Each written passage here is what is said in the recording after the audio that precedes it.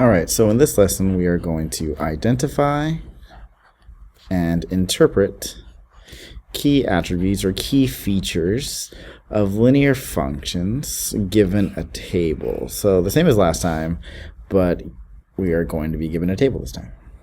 So example number 1, Daniel has a hole in his pocket. So on the left side we have the time measured in seconds, and on the right side of the table we have the money in his pocket. I like to start with my dependent variable. My dependent variable is usually on the right side. It's like sort of the effect and the cause and the effect. And that is the money in his pocket. So M is the money in his pocket.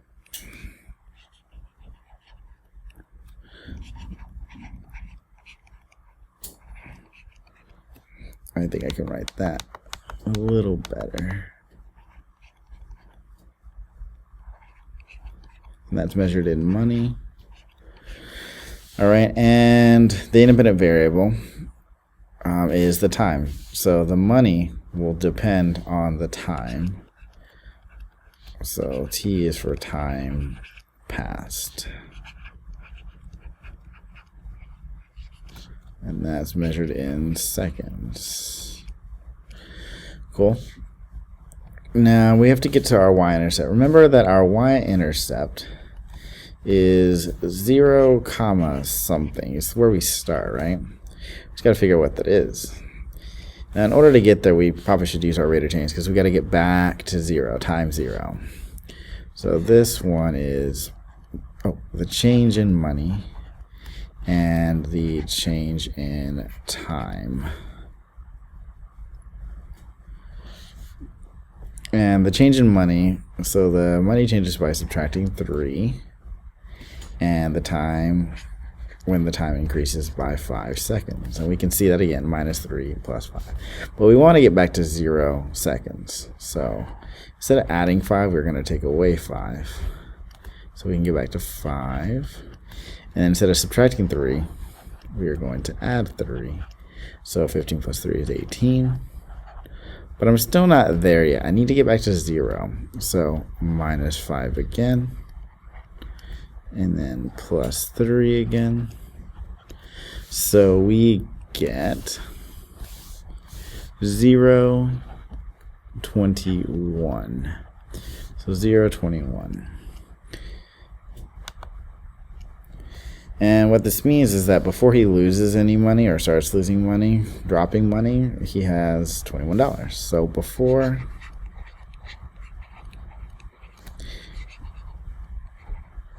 he starts, let me actually make that nicer for the people that just use the notes. Before he starts losing money or dropping money,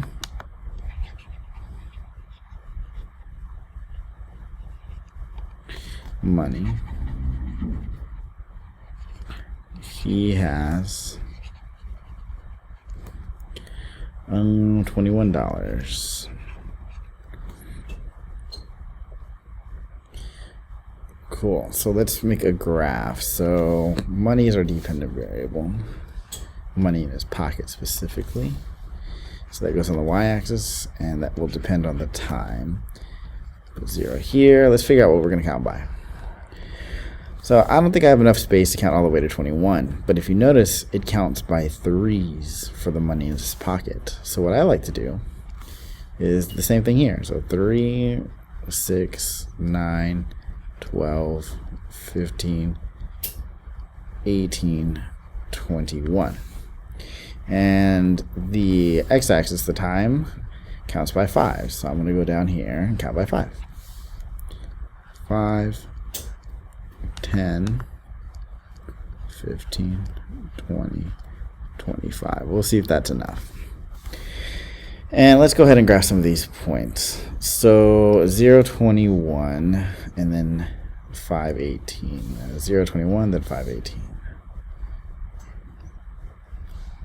So 0, 21 is our y-intercept. And then we have 5, 18.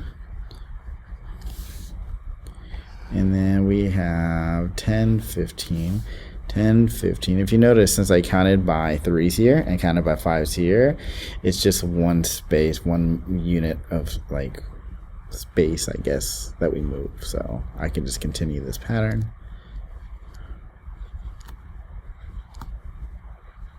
Okay, so that was 25, 30, and 35.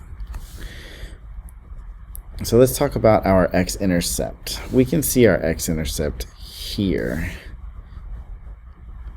right here, and it's at 35, 0. This is our x-intercept, remember, because that's where it hits the x-axis. So where it touches the x-axis is our x-intercept.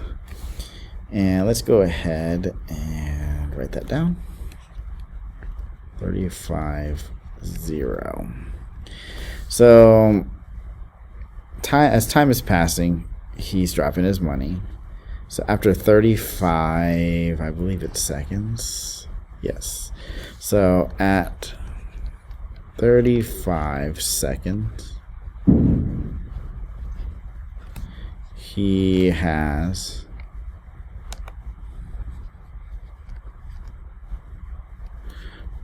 no more money. I'm actually going to write that. He has no more money.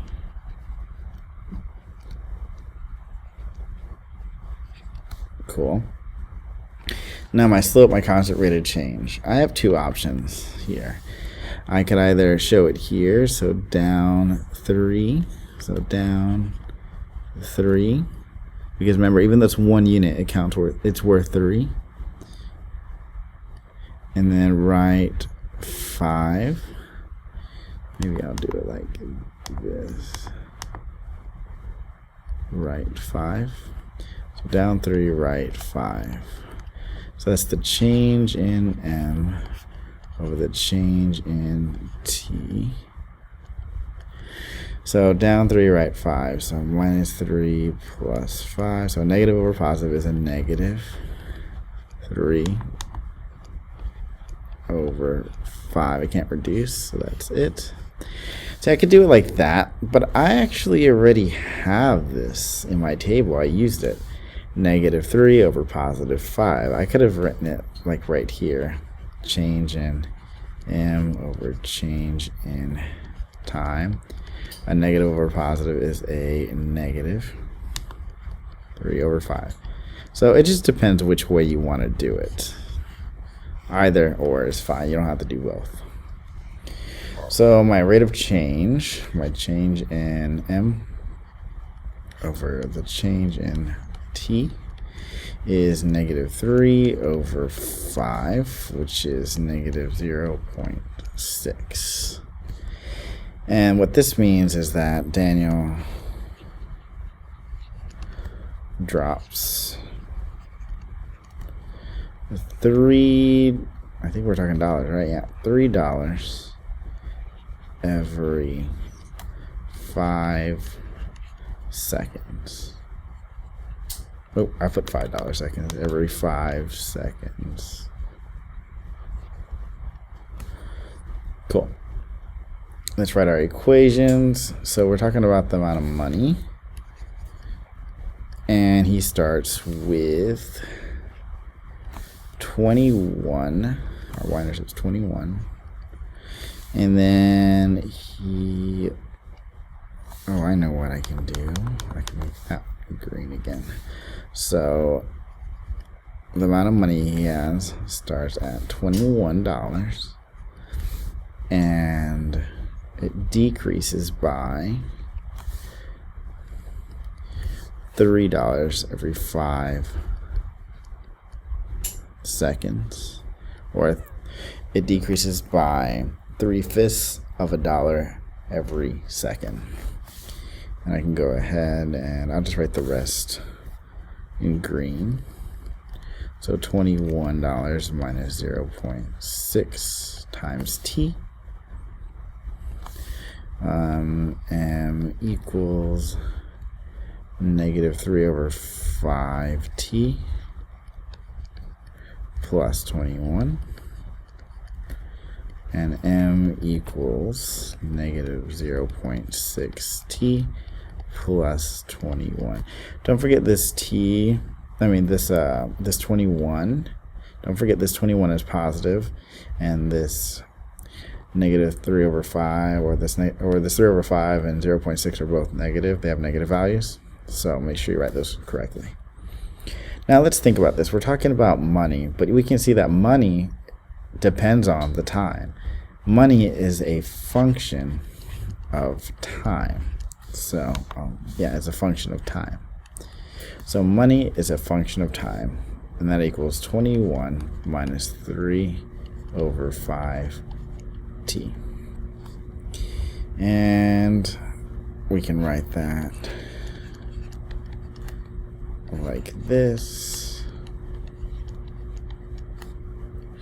We can write it where we put the rate of change in front, the slope in front, and then we can write it in decimal form also.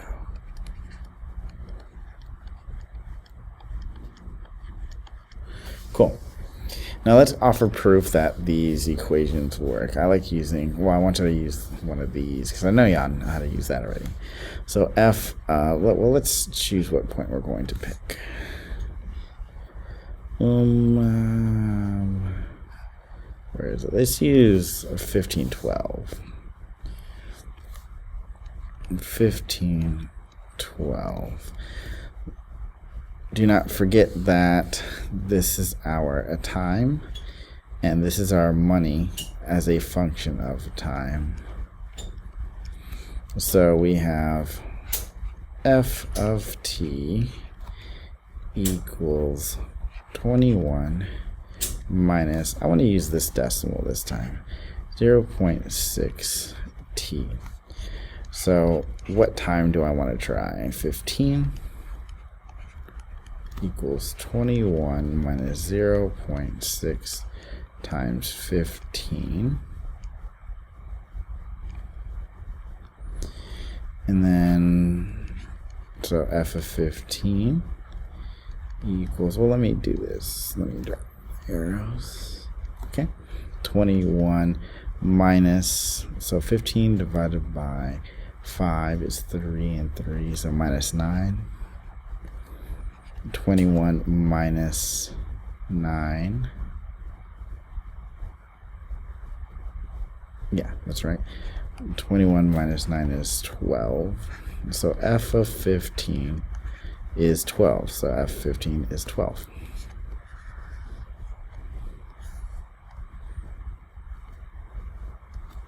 And that is correct.